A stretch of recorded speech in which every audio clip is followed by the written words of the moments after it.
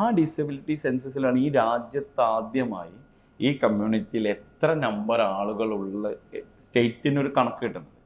Okay, പക്ഷേ ആ കണക്ക് അവിടെ നിന്നിട്ട് 10 വർഷം. ഈ 13 വയസ്സിലും ഈ കുട്ടി തൊട്ടിൽ കിടക്കാൻ കാരണം ആ അമ്മക്ക് സൗകര്യം അതാണ്. അതിൽ പല ഫൈൻഡിങ്സും സ്ഫോടനാത്മകമാണ് എന്നാൽ ഇപ്പോൾ പറയാൻ പറ്റുള്ളൂ. ആ ഇമോഷണൽ എസ്കലേഷനാണ് പലപ്പോഴും അക്രമമായിട്ട് പുറത്തേക്ക് വരുന്നത്. അവർക്ക് വേറെ എന്തെങ്കിലും അസുഖമാണെന്ന് തെറ്റിദ്ധരിച്ച് പല ആളുകളും ചെറുപ്പത്തിലേ ഉള്ള ഇതിനോട് അസോസിയേറ്റ് ചെയ്തെന്തോ മാനസിക രോഗമുണ്ട് അല്ലെങ്കിൽ എന്തെങ്കിലും ബാധ കയറിയിട്ടുണ്ടെന്നൊക്കെ വിശ്വസിച്ച് ഈ ആളുകൾ ഒരിക്കലും സമൂഹം കാണാത്ത രീതിയിൽ അടച്ചു വെച്ച രീതിയിൽ തന്നെയാണുള്ളത്. ഞാൻ ഈ ചോദ്യത്തിന് ഒരു മലയാളിയായിട്ട് മറുപടി പറയണോ, ഒരു സൈക്കോളജി എക്സ്പേർട്ട് എന്നുള്ളവർക്ക് മറുപടി പറയണോ, ഒരു അധ്യാപകൻ എന്നുള്ളവർക്ക് മറുപടി പറയണമെന്ന്. ഏതായാലും കേരളത്തിൽ ആദ്യമായാണ് ഒരു മാധ്യമ സ്ഥാപനം ഈ വിഷയത്തെ ചർച്ചക്കെടുക്കുന്നത്. ആളുകൾ ഈ ഒരു അറ്റാച്ച്മെന്റും അവരെ സങ്കടങ്ങൾ ഇറക്കി വെക്കാനുള്ള ആ സോഫ്റ്റ്നെസ് എന്ന് പറയുന്നത് ഫിസിക്കലി തന്നെ ആവണമെന്നില്ല. നമ്മൾ കൊടുക്കുന്ന ഒരു വാമത്ത്, പരിഗണന, ഒരു ഭക്ഷണം കഴിച്ചോ എന്നുള്ള ചോദ്യം, എല്ലാവരും ഉള്ളിലും ആ പരിഗണന ആഗ്രഹിക്കുന്ന. ഇന്ന് നമ്മളോടൊപ്പം ടൈം ലൈൻ കോൺവെർസേഷനിൽ ജോയിൻ ചെയ്യുന്നത് അബ്ദുൽ ഷുക്കൂർ ടി.കെ. അദ്ദേഹം നിലവിൽ റീഹാബിലിറ്റേഷൻ സൈക്കോളജിയിൽ ഗവേഷണം നടത്തിക്കൊണ്ടിരിക്കുകയാണ്. അതുകൂടാതെ അദ്ദേഹം ഒരു മനഃശാസ്ത്ര അധ്യാപകനാണ്, ബ്ലൈൻഡ് ഡെഫ് ഏരിയയിൽ ഒരു വിദഗ്ധനും കൂടിയാണ്. Abdul Shukkur TK, welcome to time line conversation. Thank you. Blind deaf അഥവാ ബധിരാന്തത, ഇതാണ് അബ്ദുൽ ഷുക്കൂറിൻ്റെ ഒരു പ്രധാന ഏരിയ. നമുക്ക് അവിടെ നിന്ന് തന്നെ ഈ സംഭാഷണം ആരംഭിക്കാം. എന്താണ് ബ്ലൈൻഡ് ഡെഫ് അഥവാ ബധിരാന്തത? ഓക്കെ, സാധാരണ എല്ലാവർക്കും ഉണ്ടാകുന്ന ഒരു സ്വാഭാവികമായ സംശയമാണ്. ഡെഫ് ബ്ലൈൻഡ്നെസ് അഥവാ ബധിരാന്തത എന്ന് പറയുമ്പോൾ ഒരേ സമയം ഒരു വ്യക്തിയിൽ തന്നെ അന്ധതയും ബധിരതയും, അത് പൂർണ്ണമായും 100% അന്ധതയും ബധിരതയും വരണമെന്നില്ല, അങ്ങനെയുള്ള കേസുകളുണ്ട്. അതേസമയത്ത് അന്ധത പൂർണ്ണമായും ബധിരത ഭാഗികമായും, അല്ലെങ്കിൽ ബധിരത പൂർണ്ണമായും അന്ധത ഭാഗികമായും, ഇനി രണ്ടും ഭാഗികമായി ഉണ്ടാവുന്ന കേസുകളും ഉണ്ടാവും. ഇതിൻ്റെ ഏറ്റവും പ്രധാനപ്പെട്ട ഒരു പ്രത്യേകത എന്ന് പറയുന്നത് നമ്മുടെ 2 പ്രധാനപ്പെട്ട സെൻസ് ഓർഗൻസിനെ ബാധിക്കുന്നതോടുകൂടി ഇതൊരു സാധാരണഗതിയിൽ നമ്മൾ എന്താ പറയുക 1+1 = 2 ആണ്. പക്ഷെ യഥാർത്ഥത്തിൽ ഇതൊരു 1+1 ഒരിക്കലും 2 അല്ല. നമുക്കൊരിക്കലും ചിന്തിക്കാൻ പോലും കഴിയാത്ത അത്രയും ഡെപ്തിലാണ് ഇതിൻ്റെ ഒരു എക്സ്പൊണൻഷ്യൽ പ്രയാസം ഉണ്ടാവും. അതാണ് ഡെഫ് ബ്ലൈൻഡ്നെസ്സിനെ മറ്റു വൈകല്യങ്ങളിൽ നിന്ന് അല്ലെങ്കിൽ മറ്റു ഡിസബിലിറ്റികളിൽ നിന്ന് വ്യത്യസ്തമാക്കുന്നത്. സാധാരണ ഇപ്പോൾ നമ്മൾ മറ്റുള്ള ഡിസബിലിറ്റീസിനെ പറ്റി പറയുമ്പം പബ്ലിക്കിൽ നമ്മൾ ഇങ്ങനെ ഡിസേബിൾ ആയിട്ടുള്ള ആൾക്കാരെ നമ്മൾ പബ്ലിക്കിൽ കാണലുണ്ട്. പക്ഷേ പലർക്കും ഡെഫ് ബ്ലൈൻഡിനെ പറ്റി അറിയില്ല, പലരും കണ്ടിട്ടില്ല. ഇങ്ങനൊരു സാഹചര്യം ഉടലെടുക്കുന്നത് പൊതുവെ ഇവരുടെ വിസിബിലിറ്റി കുറവായതുകൊണ്ടാണ്. എന്തുകൊണ്ടാണ് അങ്ങനെ സംഭവിക്കുന്നത്? ഓക്കെ, ഒരു പക്ഷേ ബെസ്റ്റ് ഓഫ് നോളജ്, കാരണം ഈ മേഖലയിലെ എക്സ്പെർട്ടുകൾ കുറവാണ്. ഏതായാലും കേരളത്തിൽ ആദ്യമായാണ് ഒരു മാധ്യമ സ്ഥാപനം ഈ വിഷയത്തെ ചർച്ചക്കെടുക്കുന്നത്. അതിലുള്ളൊരു സന്തോഷം ഈ മേഖലയിലെ ഒരു എക്സ്പെർട്ട് എന്നുള്ള അർത്ഥത്തിൽ ഞാൻ പങ്കുവെക്കട്ടെ. ഇതിൻ്റെ പ്രധാനപ്പെട്ട കാരണം നമ്മൾ നേരത്തെ ഇതിൻ്റെ എന്താണ് ഈ അവസ്ഥ എന്ന് പറഞ്ഞപ്പോൾ തന്നെ പറഞ്ഞു, ഒരേ സമയത്ത് കാഴ്ചയും കേൾവിയും പോകുന്നതോടുകൂടി ഇതിലെ മഹാഭൂരിപക്ഷം മനുഷ്യരും വീടുകൾക്കകത്ത് ആണ് ഉള്ളത്.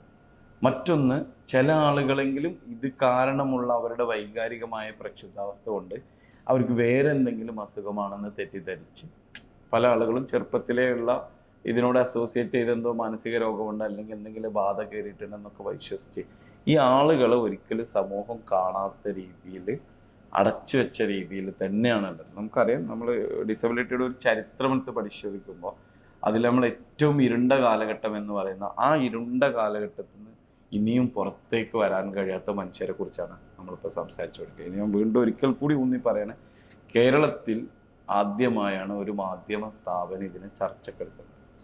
Thank you. ഇപ്പം നമ്മൾ ഹെലൻ കെല്ലറൊക്കെ നേരിടുന്ന പ്രതിസന്ധി ഇത് തന്നെ. നോക്കൂ, നമ്മുടെ പാഠപുസ്തകങ്ങളിൽ നമ്മൾ ഹെലൻ കെല്ലറെ കുറിച്ചു, ഞാനും ഷാഫ്കൊക്കെ പഠിച്ചു. ഇതൊക്കെ സംഭവിക്കുന്നത് 1800-കളിലാണ്.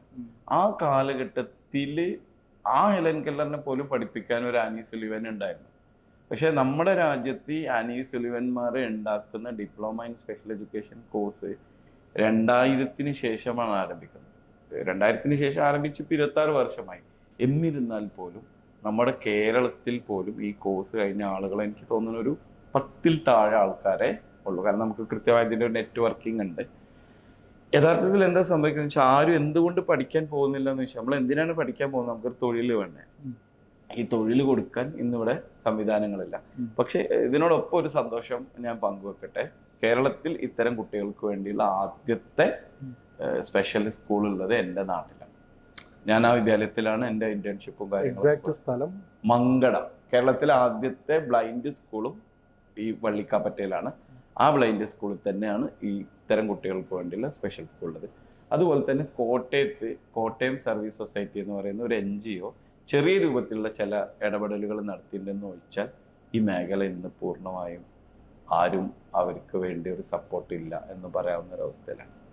സ്വാഭാവികമായും സമൂഹത്തിൽ അരികുവൽക്കരിക്കപ്പെട്ടവരോട് സൊസൈറ്റിക്ക് പൊതുവേ അവർ പരിഗണിക്കാത്തൊരു പ്രശ്നമുണ്ട്. എന്തുകൊണ്ടാണ് ഈ ഗ്രൂപ്പിനെ ആരും ഇതുവരെ ശ്രദ്ധിക്കാതെ പോയിരിക്കുന്ന? അതാണ് ഞാൻ നേരത്തെ ചർച്ചയിൽ നിന്ന് മാറിപ്പോയെന്ന് തോന്നുന്നു. അതായത് ഇവര് വിസിബിലിറ്റി വരണമെങ്കിൽ ഇവർ നമ്മുടെ സമൂഹത്തിൽ വരണമല്ലോ. ഇതിൽ മഹാഭൂരിപക്ഷം ആളുകളും ഉള്ളത് അവർ വീടകങ്ങളിലാണ്. നോക്കൂ, നമ്മുടെ കണ്ണ് പൂർണ്ണമായും അടഞ്ഞിരിക്കുന്നു, കാതുകൾ കേൾക്കുന്നില്ല. പിന്നെ ആ മനുഷ്യനുള്ളത് ഇൻസെക്യൂരിറ്റിയാണ്. പല കുട്ടികളും, ഞാൻ എൻ്റെ ഒരു പേഴ്സണൽ എക്സ്പീരിയൻസ് കൂടി പറയാം. ഒരു കുട്ടിയെ ഞാൻ ആദ്യമായി മീറ്റ് ചെയ്യുന്ന കുട്ടിയുടെ 13ാമത്തെ വയസ്സിലാണ്. ആ 13ാമത്തെ വയസ്സിലും ആ കുട്ടി തൊട്ടില്ലാണ്. ആ തൊട്ടിലേക്ക് ആദ്യമായി വരുന്ന ഈ കയ്യ് നോക്കൂ. ഒരു കുട്ടിയെ തൊട്ടിലിന്റെ പ്രായം തന്നെ നമ്മൾ 2 വയസ്സോടെയൊക്കെ തൊട്ടിൽ അവസാനിക്കും. ഈ 13 വയസ്സിലും ഈ കുട്ടി തൊട്ടിൽ കടക്കാൻ കാരണം ആ അമ്മക്ക് സൗകര്യം അതാണ്. കാരണം ആ കുട്ടി എണീറ്റ് നടന്നാൽ കുട്ടി തട്ടി വീഴും. ആ കുട്ടിയോട് വീഴും മോനെ എന്ന് പറഞ്ഞാൽ കൂടെ. ഈ കുട്ടിയുടെ പ്രത്യേകത എന്താ വെച്ച് കഴിഞ്ഞാൽ ആ കുട്ടി ഏകദേശം ഒരു 80% ഡെഫ് ബ്ലൈൻഡ് ആയിരുന്നു. പക്ഷെ ഒരു സന്തോഷമുള്ളൊരു കാര്യം, ആ കുട്ടിയെ നമ്മൾ ആദ്യമായി കൊണ്ടുപോയി കൈ ടച്ച് ചെയ്ത് ആ കൈ ഇങ്ങനെ നോക്കി ഇത് അപകടമുള്ള ആളാണോ പ്രശ്നക്കാരനാണോ എന്ന് കൺഫേം ചെയ്തതിനു ശേഷമാണ് ആ കുട്ടി കൈ തരുന്നത്. സ്ലോലി നമ്മളൊരു പുഷ് കൊടുക്കുമ്പോൾ തന്നെ തൊട്ടിയിൽ എഴുന്നേറ്റിരുന്നു. അപ്പോൾ അമ്മ നേരിട്ട് കൊണ്ടുപോയി ആ കുട്ടിക്ക് ഭക്ഷണം കൊടുക്കുകയാണ്. അപ്പോൾ അമ്മയുടെ അടുത്ത് പറഞ്ഞാൽ അങ്ങനെയല്ല, നിങ്ങൾ ജസ്റ്റ് ആ ഭക്ഷണം തരാൻ സ്മെല്ല് ചെയ്യിപ്പിച്ചു. ആ സ്മെല്ല് ചെയ്യിപ്പിച്ച് വീണ്ടും നമ്മളെ കയ്യിൽ ടച്ച് ചെയ്തു. നമ്മളെ കൊടുത്തതെന്ന് മനസ്സിലായി കൈ വലിച്ചു. പക്ഷെ സ്ലോലി ഈ കുട്ടി അതിൻ്റെ പ്രോസസ്സ് മനസ്സിലാക്കി. അപ്പം നമ്മൾ പാരൻസിന് സൈക്കോ എഡ്യൂക്കേറ്റ് ചെയ്ത് ഇത്തരം ഒരു വിദ്യാഭ്യാസ സ്ഥാപനം ഉണ്ടെന്ന് അന്ന് ഞാനവിടെ ഇന്റേൺഷിപ്പിൽ പഠിക്കുന്ന സമയത്ത്. അപ്പോൾ പറഞ്ഞു വന്നത്, ഇവർക്ക് ഇൻസെക്യൂരിറ്റി ശക്തമായതുകൊണ്ട് തന്നെ പലപ്പോഴും ഇവർക്ക് ഈ വരുന്നത് ആരാണെന്ന് അറിയില്ല. അതുകൊണ്ട് തന്നെ പാരൻസ് എപ്പോഴും സേഫ് കസ്റ്റഡിയിൽ വീട്ടിൽ വെക്കുന്നു. കാരണം വാഹനം ഇടിക്കാതിരിക്കാൻ കാണൂല, വണ്ടി ഹോൺ അടിച്ചാൽ കേൾക്കൂല. സോ ആ സേഫ് കസ്റ്റഡിയിൽ നിൽക്കുന്നത് കൊണ്ടാണ് പലപ്പോഴും വിസിബിലിറ്റി ഇല്ലാത്ത. ഒരു പക്ഷേ നമ്മളൊക്കെയും നിത്യജീവിതത്തിൽ ഇടപെട്ടുകൊണ്ടിരിക്കുന്ന നമ്മുടെ സുഹൃത്തുക്കളുടെ വീടുകളിൽ വരെ ഇത്തരം കുട്ടികളുണ്ടാവും. വയ്യാത്ത കുട്ടി എന്നൊരു ടാഗിൽ ആ വയ്യായിക എന്താണെന്നുള്ള ഒരു പ്രോപ്പർ അസസ്മെന്റ് പോലും യഥാർത്ഥത്തിൽ സംഭവിക്കും. ഇപ്പോൾ അബ്ദുൽ ഷുക്കൂർ പറഞ്ഞു, ഈ ഇതുപോലുള്ള കുട്ടികളെ നമ്മൾ കണ്ടെത്തുന്നുണ്ട്, അങ്ങനെ കുട്ടികൾ വീടകങ്ങളിലുണ്ട് എന്ന് പറഞ്ഞു. ഇങ്ങനെ ഒരു കുട്ടിയെ നമ്മൾ ഉണ്ട് എന്ന് അറിഞ്ഞു കഴിഞ്ഞാൽ, അല്ലെങ്കിൽ രക്ഷിതാക്കൾ നമ്മളോട് സഹായം ആവശ്യപ്പെട്ട് കഴിഞ്ഞാൽ, ഇവരെ സൊസൈറ്റിയായിട്ട് റീഹാബിലിറ്റേഷൻ പ്രോസസ്സ് അതെങ്ങനെയാണ് നടക്കുക? ഓക്കെ, ഇവരുടെ റീഹാബിലിറ്റേഷൻ പ്രോസസ്സ് മറ്റുള്ള റീഹാബിലിറ്റേഷൻ പ്രോസസ്സിൽ നിന്നൊരല്പം വിഭിന്നമാണ്. കാരണം ഇവർക്ക് എപ്പോഴും ഒരു പാരൻ്റൽ കെയർ അത്യാവശ്യമാണ്. അതുകൊണ്ട് തന്നെ പാരൻസിനെ എംപവർ ചെയ്തുകൊണ്ടുള്ള റീഹാബിലിറ്റേഷനാണ് നടക്കേണ്ടത്. ഞാൻ നേരത്തെ പറഞ്ഞു ഈ മേഖലയിലുള്ള എക്സ്പേർട്ടുകളുടെ ഒരു കുറവ്. ഇനി ഉള്ള എക്സ്പേർട്ടുകൾക്ക് പോലും ആ ടാഗിൽ, അതായത് ഒരു ഡെഫ് ബ്ലൈൻഡ്നെസ്സിൻ്റെ സ്പെഷ്യൽ എഡ്യൂക്കേറ്റർ എന്ന ടാഗിൽ നിലവിൽ നമ്മുടെ രാജ്യത്ത് അവർക്ക് ഒരു ജോലിയില്ല.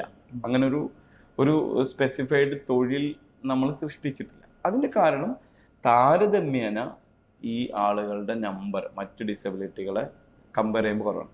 അതിനകത്തുള്ള ഒരു ചെറിയ സന്തോഷം ഷെയർ ചെയ്യാനുള്ളത്, നമ്മുടെ സ്റ്റേറ്റിലാണ്, നമുക്കറിയാമല്ലോ, മറ്റേ സ്റ്റേറ്റ് ഇനീഷ്യേറ്റീവ് ഓഫ് ഡിസബിലിറ്റിയും KSSM നടത്തിയ സാമൂഹ്യ സുരക്ഷയുമായി ബന്ധപ്പെട്ട് നടത്തിയൊരു സർവേ 2014-15 എൻ്റെ ഓർമ്മ ശരിയാണെങ്കിൽ നമ്മൾ ഒരു ഡിസബിലിറ്റി സെൻസസ് നടത്തിയത്. ആ ഡിസബിലിറ്റി സെൻസസിലാണ് ഈ രാജ്യത്ത് ആദ്യമായി ഈ കമ്മ്യൂണിറ്റിയിൽ എത്ര നമ്പർ ആളുകളുള്ള സ്റ്റേറ്റിനൊരു കണക്ക് കിട്ടുന്നത്. ഓക്കെ, പക്ഷേ ആ കണക്ക് അവിടെ നിന്നിട്ട് 10 വർഷമായി. ഇതുവരെ അതിനകത്ത് യാതൊരു വർക്കും ഇല്ല. കാര്യം അത് ഗവൺമെന്റുകളുടെ പ്രശ്നമല്ല. ആ കണക്കെടുക്കുന്ന സമയത്തുള്ള ഗവൺമെന്റ് മാറി, വീണ്ടും ഗവൺമെന്റ് മാറി, വീണ്ടും ഗവൺമെന്റ് മാറി. ഇതിനുള്ള ഹ്യൂമൻ റിസോഴ്സ് ഇവിടെ ഇല്ല. ഈ ഉള്ള ഹ്യൂമൻ റിസോഴ്സിനെ എങ്ങനെ മൊബിലൈസ് ചെയ്യണമെന്ന് പറയാൻ NGOകളും യഥാർത്ഥത്തിൽ ഇവിടെ കുറവാണ്. കാര്യം ഇതിനെ ശരിക്കും സെൻസറ്റൈസ് ചെയ്തെങ്കിൽ മാത്രമേ നമുക്ക് പൂർണ്ണാർത്ഥത്തിൽ ഇവരിലേക്കുള്ള ഒരു സ്റ്റെപ്പെങ്കിലും റീഹാബിലിറ്റേഷൻ സാധ്യമാവും. ഈ റീഹാബിലിറ്റേഷൻ്റെ ഒരു സ്റ്റെപ്പിലേക്ക് എത്തുന്ന കാര്യമാണ്. അങ്ങനെ നമ്മൾ ആ ഒരു സർക്കാർ സംവിധാനങ്ങൾ വന്നു, അല്ലെങ്കിൽ NGO ലെവലിലുള്ള സംവിധാനങ്ങൾ വന്നു, അല്ലെങ്കിൽ വ്യക്തികൾ അതിനുവേണ്ടി പുറപ്പെടുന്നു. അങ്ങനെ സംഭവിച്ചു കഴിഞ്ഞാൽ ഇവരെങ്ങനെയാണ് ആ ഒരു പ്രോസസ്സ് എങ്ങനെയായിരിക്കും? ഇവരെ സൊസൈറ്റിയായിട്ട് കൂടുതൽ ഇടപഴകുന്ന രൂപത്തിൽ കൊണ്ട് മറ്റുള്ള ഡിസബിലിറ്റി ഏരിയകൾ നടക്കുന്ന മാതിരി എങ്ങനെയായിരിക്കും ഇവർ സൊസൈറ്റിയിലേക്ക് കൊണ്ടുവരിക?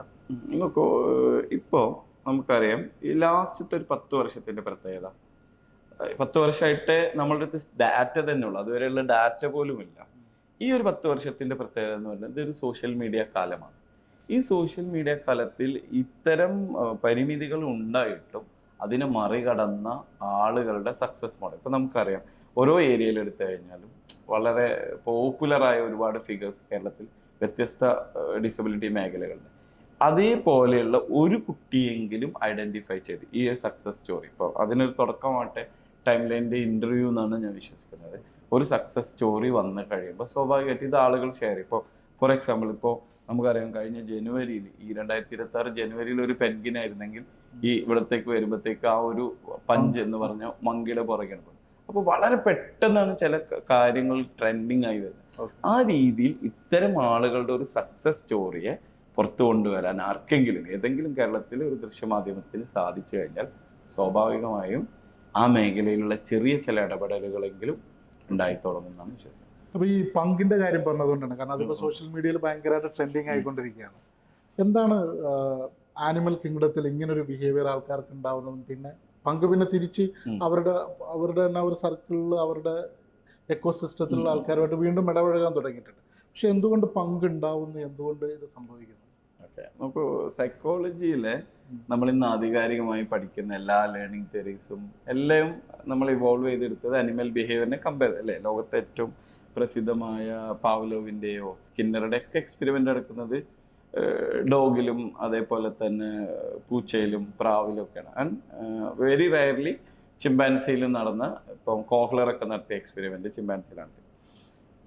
അപ്പോൾ ആ ഒരു അർത്ഥത്തിൽ അനിമൽ ബിഹേവിയർ തന്നെ നമുക്ക് ഹ്യൂമൻ ബിഹേവിയറിനെ എക്സ്പ്ലെയിൻ ചെയ്യാൻ പലപ്പോഴും യൂസ് ചെയ്തിട്ടുണ്ട്. ഇത് യഥാർത്ഥത്തിൽ ഹാർലോ 1950-60 കാലഘട്ടത്തിൽ അറ്റാച്ച്മെൻറ്റുമായി നടത്തിയ ഒരു എക്സ്പെരിമെൻറ്റിനെ പ്രൂവ് ചെയ്യുന്ന ഒരു കാഴ്ചയാണ് ഇപ്പോൾ വീണ്ടും ഈ ട്രെൻഡിങ് ആയ കാഴ്ചയിലുള്ളത്. ആ എക്സ്പെരിമെൻ്റ് ഇങ്ങനെയാണ്. ഹാർലോ ഒരു എത്തിക്കൽ അല്ല എക്സ്പെരിമെൻ്റ്, ഒരു കുഞ്ഞിനെ, ഒരു മങ്കിയുടെ കുഞ്ഞിനെ അമ്മയുടെ അടുത്തുനിന്ന് മാറ്റുന്നു. എന്നിട്ട് സിമിലർ സൈസുള്ള ഒരു സോഫ്റ്റായ ഒരു മങ്കിയുടെ രൂപവും വളരെ ഹാർഡായിട്ടുള്ള വയേർഡ് മെഷൊക്കെ ഉള്ള ഒരു അമ്മയുടെ രൂപം ഉണ്ടാക്കുന്നു. ഈ വയേർഡായ അമ്മയുടെ രൂപത്തിൽ ചെല്ലുന്ന സമയത്ത് അതിന് ഭക്ഷണവും കാര്യങ്ങളൊക്കെ കിട്ടുന്നുണ്ട്, എക്സ്ട്രാ അഡീഷണൽ ഫുഡൊക്കെ കൊടുക്കുന്നുണ്ട്. പക്ഷെ എല്ലാം ഇപ്പോഴും ഈ സോഫ്റ്റായ മങ്കിയുടെ അടുത്ത് പോകാനാണ് ആ കുട്ടി കാണിച്ചത്. സിംപ്ലിലി ഞാൻ ഇന്ന് ട്രെയിനിൽ വരുമ്പോൾ ബസ്സിൽ വരുമ്പോൾ ഇതന്നെയാണ് യൂത്ത് എല്ലാവരും നോക്കുന്നത്. എനിക്ക് തോന്നിയൊരു ഇൻസൈറ്റ് പറഞ്ഞിട്ട് നമുക്ക് നമ്മളെ വിഷയത്തിലേക്ക് തിരിച്ചു വരാം. യഥാർത്ഥത്തിൽ എല്ലാവരും ആ ഒരു സോഫ്റ്റായ ഒരു ടച്ചും ഹഗ്ഗൊക്കെ ആഗ്രഹിക്കുന്നുണ്ട്. അത് ഇറസ്പെക്റ്റീവ് ഓഫ് ദ പാരൻ്റ് എന്നുള്ളതല്ല. അപ്പോൾ നമ്മളുടെ വർക്ക് സ്പേസിൽ ബാക്കിയുള്ള സ്ഥലത്തൊക്കെയും ആളുകൾ ഈ ഒരു അറ്റാച്ച്മെൻറ്റും അവരെ സങ്കടങ്ങൾ ഇറക്കി വെക്കാനുള്ള ആ സോഫ്റ്റ്നെസ് എന്ന് പറയുന്നത് ഫിസിക്കലി തന്നെ ആവണമെന്നില്ല. നമ്മൾ കൊടുക്കുന്ന ഒരു വാമത്ത്, പരിഗണന, ഒരു ഭക്ഷണം കഴിച്ചോ എന്നുള്ള ചോദ്യം, എല്ലാവരും ഉള്ളിലും ആ പരിഗണന ആഗ്രഹിക്കുന്ന ഈ പറഞ്ഞ ഈ സ്റ്റോറിയിൽ, അതായത് ഇപ്പം ഇത് ജപ്പാനിലെ ഒരു സൂവിലാണ് ഈ സംഭവം നടക്കുന്നത്. അപ്പോൾ മാതാവ് തുടക്കത്തിൽ തന്നെ ഒഴിവാക്കി പോകുന്നു. അതിനുശേഷം പിന്നെ മറ്റുള്ളവർ ഈ കുട്ടിയെ അകറ്റി നിർത്താൻ നോക്കുന്നു. അപ്പം അകറ്റി നിർത്തുന്നത് കൂടുന്നത് കണ്ടുകൊണ്ടാണ് സൂ ഒഫീഷ്യൽസ് ഈ പിന്നെ ഇപ്പം നിലവിൽ ഒറാമാമ എന്ന് ഫേമസ് ആയിട്ടുള്ള ഒരു ഒറാങ്ങുട്ടാൻ്റെ ഒരു ഇത് കൊടുക്കുന്നത്. അപ്പോൾ അതുമായിട്ട് കൂടുതൽ അടുത്ത് വരുന്നു. പിന്നെ അതിന് ശേഷം പിന്നെ ഗ്രാജ്വലി ആ ഒരു ചേഞ്ച് ബിഹേവിയറിൽ ഉണ്ടാവും, തിരിച്ച് ഈ ഗ്രൂപ്പിലേക്ക് തന്നെ വരുന്നു. ഈ തിരിച്ചുവരവ് എങ്ങനെയാണ് സംഭവിക്കുന്നത്? അതിൻ്റെ ഒരു സൈക്കോളജി എന്താണ്? നമുക്ക് ഓരോ മനുഷ്യനല്ല, ഓരോ സ്വന്തം ട്രൈബിലേക്കുള്ള തിരിച്ചുവരവ്. എക്സാക്ട്ലി. ഓരോ ജീവിയും അടിസ്ഥാനപരമായി ആഗ്രഹിക്കുന്നത് ആ ഒരു സ്വന്തം സൊസൈറ്റിയിലേക്കുള്ള ഒരു കൂടിച്ചേരൽ, affiliation, the need for affiliation എന്ന് പറയുന്നത്.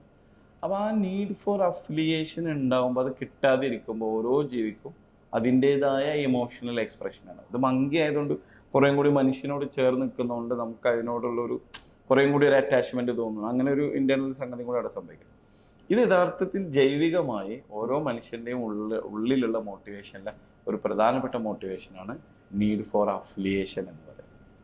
അപ്പോൾ ആ ഒരു സാധനം അത് തിരിച്ചു പിടിക്കാൻ ശ്രമിച്ചു, അല്ലെ, അതാണ് റീസെന്റ് സക്സസ് സ്റ്റോറി. നമ്മൾ ഈ ഡെഫ് ബ്ലൈൻഡ് വിഷയത്തിലേക്ക് തന്നെ തിരിച്ചു വന്നു കഴിഞ്ഞാൽ നിലവിൽ ഡാറ്റ ഉണ്ടെങ്കിൽ കേരളത്തിൽ എത്രത്തോളം ഇതുപോലെ അഫക്റ്റഡ് ആയിട്ടുള്ള കുട്ടികളോ അല്ലെങ്കിൽ നമ്മുടെ അടുത്തുള്ള 2 ഡാറ്റകളാണുള്ളത്. ഒന്ന് അപ്രോക്സിമേറ്റ്ലി ഒരു 76,000+ ആൾക്കാർ ഇന്ത്യയിലുണ്ട് എന്ന് പറയുന്നു. ഇതിന് യാതൊരു സാമ്പിൾ സർവേയുടെ ഒന്നും പിൻബലമില്ല. ചില NGOകൾ കാലങ്ങളായിട്ട്, ആദ്യം ഞാനൊക്കെ പഠിക്കുന്ന കാലത്ത് 50,000 എന്നാണ് പറഞ്ഞുകൊണ്ടിരുന്നത്. കേരളത്തിലേക്ക് ഇത് വരുന്ന സമയത്ത് എൻ്റെ കറക്റ്റ് ഡാറ്റ എനിക്ക് ഓർമ്മയില്ല, ഒരു 700 to 1,000 ഇടയിലുള്ള ആൾക്കാർ. ആ സർവേക്ക് ഒരുപാട് പരിമിതികളുണ്ട്. അതിനകത്ത് തന്നെ അത്രയും ആളുകൾ ഐഡൻറ്റിഫൈ ചെയ്തിട്ടുണ്ട്. ഞാൻ വിശ്വസിക്കുന്നത് ഏറ്റവും ചുരുങ്ങിയത് നമുക്കൊരു 2000 മേലെങ്കിലും നമുക്ക് ഏകദേശം നമ്മളെ തദ്ദേശ സ്വയംഭരണ സ്ഥാപനത്തിൽ ഏറ്റവും ചുരുങ്ങിയത് ഒരു 2-3 ആളെങ്കിലും ഓൺ ആൻ ആവറേജ് ഉണ്ടാകും. അതിന് കാരണം എന്താ വെച്ച് കഴിഞ്ഞാൽ നമ്മൾ തുടക്കത്തിൽ പറഞ്ഞ ആ ഡെഫിനിഷനിലുള്ള വൈവിധ്യമാണ്. നമ്മളിപ്പോൾ ഡെഫ് ബ്ലൈൻഡ് എന്ന് പറഞ്ഞത് പൂർണ്ണമായും അന്ധരായ, പൂർണ്ണരായും ബധിരരായ ആൾക്കാരെ കണക്കാണ് നമ്മൾ പറഞ്ഞത് 700+. പക്ഷെ യഥാർത്ഥത്തിൽ ഇതിൻ്റെ അത് കാരണം അത് 2014-ലാണ്. അവിടെ നമ്മളിപ്പോൾ ഇന്ന് സംസാരിക്കുന്നത് 2026-ലാണ്. അപ്പോൾ അതിനകത്തുള്ള ഒരു പ്രോഗ്രഷൻ എന്തായാലും ഉണ്ടാവും. മറ്റൊരു കാര്യം, ഒരു ഹിയറിംഗ് പ്രോബ്ലം ഉള്ള കുട്ടിയെ നമുക്ക് വേണമെങ്കിൽ ഒരു ഇൻക്ലൂസീവ് വിദ്യാലയത്തിലോ അല്ലെങ്കിൽ ഹിയറിംഗ് പ്രോബ്ലം ഉള്ള ഒരു കുട്ടിയുടെ വിദ്യാലയത്തിലോ പഠിപ്പിക്കാം. അപ്പോൾ ആ കുട്ടിക്ക് അതിനനുസരിച്ചുള്ള പരിഗണനയാണ് കിട്ടുക. പക്ഷെ അതിൻ്റെ കൂടെ തന്നെ ആ കുട്ടിക്ക് ഒരു വിഷ്വൽ പ്രോബ്ലം കൂടി വരുന്നതോടുകൂടി യഥാർത്ഥത്തിൽ ഈ കുട്ടി is not fit for that education and not fit for the real education is ongoing. So they need a special consideration. So ഈ മേഖലയിൽ ഒരാളെന്നുള്ള അർത്ഥത്തിൽ എൻ്റെ ഒരു ആർഗ്യുമെൻ്റ് എന്ന് വെച്ച് കഴിഞ്ഞാൽ അവരുടെ ഏർലി ഇൻ്റർവെൻഷൻ പൂർണ്ണമായും അവർക്ക് ഇൻറ്റൻസീവ് ട്രെയിനിങ് കൊടുക്കുക. ഇതിനകത്ത് വളരെ റയർ ആയിട്ടുള്ള ഒരു കേസുണ്ട്, റെറ്റിനൈറ്റിസ് പിഗ്മെൻറ്റോസ എന്ന് പറഞ്ഞ ഒരു കേസുള്ള കുട്ടികൾ. അതോടൊപ്പം തന്നെ അവർക്കൊരു അഷർ സിൻഡ്രോം എന്ന് പറയുന്ന ഒരു പാരമ്പര്യ രോഗം കൂടി വന്നു കഴിഞ്ഞാൽ പ്രോഗ്രസീവായിട്ട് ഇങ്ങനെ കുറയും. എന്നിട്ട് 13ാമത്തെ വയസ്സൊക്കെ എത്തുന്നതോട് ഒരാൾ പൂർണ്ണമായിട്ട് ഡെഫ് ബ്ലൈൻഡ് ആവും. അപ്പോൾ ഇത്തരം കണ്ടീഷൻസ് നമ്മൾ പഠിച്ചില്ലെങ്കിൽ ആ കുട്ടി അതിൻ്റെ അഡോളസെൻസിലേക്ക് എത്തുന്നതോട് കൂടി പൂർണ്ണമായും ഒരു ഇൻസെക്യൂരിറ്റിയിലേക്കാണ് പോകുന്നത്. അപ്പോൾ അതുകൊണ്ട് ഇത്തരത്തിലുള്ള കുട്ടികളെ നമ്മൾ പ്രസവത്തിന് ശേഷമുള്ള സ്ക്രീനിങ്ങുകൾ ഒന്നുകൂടി ഇൻറ്റൻസീവ് ആക്കുകയും നമ്മളെ ഡോക്ടേഴ്സിന്, അംഗൻവാടി ടീച്ചേഴ്സിന്, ആശാമാർക്ക്, നമ്മളെ അധ്യാപകർക്ക് എല്ലാവർക്കും ഈ ഡെഫ് ബ്ലൈൻഡ്നെസ്സിനെ കുറിച്ചിട്ടുള്ള ഒരു ചെറിയ ഒരു ബേസിക് ഇൻഫർമേഷൻ കൊടുക്കുകയും ഇവർക്ക് ഇൻറ്റൻസീവ് ആയിട്ടുള്ള ഏർലി ചൈൽഡ്ഹുഡിലുള്ള എക്സ്പോഷർ കിട്ടുകയും പിന്നീട് അവരെ നമ്മുടെ പൊതുവിദ്യാലയങ്ങളിൽ ഇൻക്ലൂസീവ് സ്കൂളിലേക്ക് വരികയും വേണം. ഈ ഏർലി ഇൻ്റർവെൻഷൻ മുതൽ പിന്നെ ഇവരുടെ വൊക്കേഷണൽ റീഹാബിലിറ്റേഷൻ പോലുള്ള സംഗതികൾ വരില്ല. ഇതിനകത്ത് നിലവിൽ ഏതെങ്കിലും രാജ്യങ്ങളിൽ ഏതെങ്കിലും മോഡലുകൾ അങ്ങനെ സംഗതികൾ എന്തായാലും ഞാൻ പറഞ്ഞല്ലോ, നമ്മൾ 1800-കളിലാണ് ഹെലൻ കെല്ലറുടെ കഥ. അവിടെ ഇന്ന് പെർക്കിൻസ് സ്കൂൾ, അതാണ് ബോസ്റ്റണിൽ US-ൽ, ഈ സ്കൂളിലാണ് ഡെഫ് ബ്ലൈൻഡ്നെസ്സിൽ ഏറ്റവും വലിയ റിസർച്ചുകളും കാര്യങ്ങളൊക്കെ ലോകത്ത് 100 കണക്കിന് വർഷങ്ങളായി നടക്കുന്നത്. അവർക്ക് വളരെ സക്സസ്ഫുള്ളി ചെയ്യേണ്ടത്. ഇന്ത്യയിൽ നമുക്കൊരു സക്സസ് മോഡൽ പറയാവുന്നത് ഒരു ഹെലൻ കെല്ലർ ഇൻസ്റ്റിറ്റ്യൂട്ട് ഉണ്ട് മുംബൈയിൽ, ബൈക്കുളയിൽ. അവിടെ അവർ സക്സസ്ഫുള്ളി ചെയ്യുന്നുണ്ട്. ആൻഡ് ഹോപ്പ് ഷാപ്പ് ഓർക്കുന്നുണ്ടാവും, സഞ്ജയ് ലീല ബൻസാലി സംവിധാനം ചെയ്ത ബ്ലാക്ക് എന്ന് പറഞ്ഞ സിനിമയിൽ അമിതാഭ് ബച്ചനെ ആ ലാംഗ്വേജ് പഠിപ്പിച്ചെടുത്തത് ഒരു പയ്യനാണ്, ആ സ്കൂളിലുള്ള ഒരു പയ്യനാണ്. ആൻഡ് അവിടെ നിന്ന് ഒരുപാട് ഇന്ന് നമ്മളറിയുന്നില്ല എന്നുള്ളൂ, ലോകം അറിയുന്ന ഒരുപാട് ആളുകൾ, എക്സ്പേർട്ടുകൾ വന്നിട്ടുണ്ട്. അവരുടെ വൊക്കേഷണൽ റീഹാബിലിറ്റേഷൻ എന്ന് പറയുന്നതിൻ്റെ അവസാന അറ്റമാണ്. അവിടേക്ക് എത്തുക എന്നുള്ള ചിന്ത ഉണ്ടാവുക എന്ന് പറയുന്നത് തന്നെ ഒരു മഹത്തരമായ സംഗതിയാണ്. നമ്മൾ ബേസിക്കലി ആദ്യം ഇവരെ കുറിച്ചുള്ള ഒരു അവയർനെസ് ഉണ്ടാവട്ടെ, അവരുടെ ഡേറ്റ ഉണ്ടാവട്ടെ, അവരുടെ ഏർലി ഇൻ്റർവെൻഷൻ ഉണ്ടാവട്ടെ. പാരലലി ഇന്ന് ഇതൊന്നും പെടാത്ത ഒരു 20 വയസ്സിന് മേലെ പ്രായമുള്ള ആളുകൾക്ക് അവരുടെ ഒരു ബേസിക് എന്താ പറയുക ഡിഗ്നിറ്റിയെ നിലനിർത്തുന്ന രീതിയിലുള്ള വൊക്കേഷണൽ സെൻറ്റേഴ്സ് ഉണ്ടാവണം. അതിന് നമ്മൾ പുതിയ സെൻറ്റേഴ്സ് ഉണ്ടാക്കാതെ നിലവിലുള്ള സെൻറ്റേഴ്സിൽ ഇവരെ ഇൻ്റഗ്രേറ്റ് ചെയ്യുന്ന രീതിയിലുള്ള കാര്യങ്ങളുണ്ടാവട്ടെ. ഇവർക്കൊരു നോർമൽ ലൈഫ് പോസിബിൾ ആണോ? സ്വാഭാവികമായിട്ടും ഉണ്ടാകുന്നൊരു ചോദ്യമാണ്. തീർച്ചയായിട്ടും. അതിൽ ഒരു മനോഹരമായ ഉദാഹരണം പറയാനുള്ളത് മലയാളിയായ പൂർണ്ണമായും ഡെഫ് ബ്ലൈൻഡ് ആയ, ഞാൻ അദ്ദേഹത്തിൻ്റെ പേര് ജസ്റ്റ് ഒന്ന് ഓർക്കണം, Annie Mathew. Is from Pathanamthitta. അദ്ദേഹം കല്യാണം കഴിച്ചിട്ടുണ്ട്, 2 മക്കളുണ്ട്. മക്കൾ സാധാരണ കുട്ടികൾ, സാധാരണ ഇൻവെർട്ടർ കോമയിലിട്ട് സാധാരണ കുട്ടികളാണ്. ആ കുട്ടികൾക്ക് കൃത്യമായി ഈ പാരൻറ്റുമായിട്ട് കമ്മ്യൂണിക്കേറ്റ് ചെയ്യാനുള്ള ലാംഗ്വേജ് ഇവർ പഠിച്ചത്. ഇത് ഓരോ ആൾക്കും വരുന്ന ഈ ഡിസബിലിറ്റിയുടെ വൈവിധ്യത്തിനനുസരിച്ച്, ഈ ഡെഫ് ബ്ലൈൻഡ്നെസ്സിൽ തന്നെ പല ടൈപ്പ്. ചില ആൾക്കാർ ആംഗ്യ ഭാഷയെ തൊട്ടിട്ടാണ് മനസ്സിലാക്കുക. ആംഗ്യ ഭാഷയെ ഒരാൾക്ക് തൊട്ടിട്ട് മനസ്സിലാവണമെങ്കിൽ ആദ്യം ഇയാൾ ആംഗ്യ ഭാഷ കാണാനുള്ള ഒരു മിനിമം വിഷൻ ഉണ്ടാവും.